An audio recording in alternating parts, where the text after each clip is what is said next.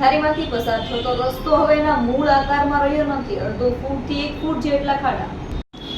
ધારીમાંથી પસાર થતો national highway ઓથોરિટીનો રસ્તો લોકોના માથાનો દુખાવા સમાન બન્યો છે. નેશનલ હાઈવે ઓથોરિટીના કાર્યક્ષેત્રમાં આવતો ધારી સિટીમાંથી પસાર થતો રસ્તો હવે એના મૂળ આકારમાં રહ્યો નથી. રોડ ઉપર અડધો ફૂટથી લઈને 1 ફૂટ જેટલા ખાડા પડી ગયા છે. રસ્તો ઉપર ખાડાને લઈને વાહન ચાલકોમાં પણ ભયનો માહોલ જોવા મળી રહ્યો છે. રસ્તાના ખાડાઓને લઈને મોટી કોઈ દુર્ઘટના સર્જાશે તો જવાબદાર કોણ?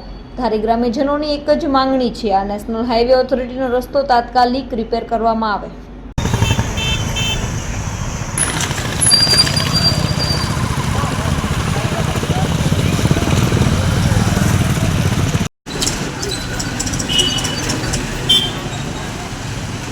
એવડો ખાડો છે પણ કઈ નાનો છે તો કઈ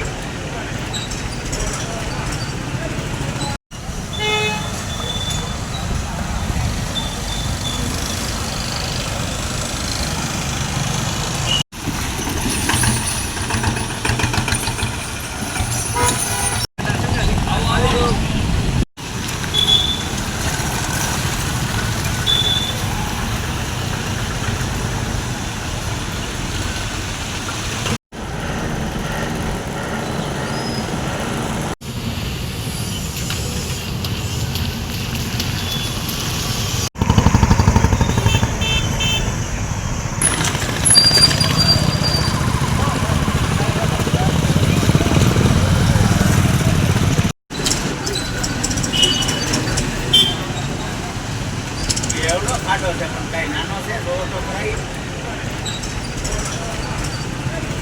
તમે જોવો જ છો કે અહીંનું તંત્ર કોઈ ધ્યાન આપતું નથી. આ 108 પણ હમણાં નીકળેલી હતી, તમે જોયું. અહીંના રોડ રસ્તા હાવ ખરાબ છે, અહીંનું તંત્ર કોઈ ધ્યાન આપતું નથી.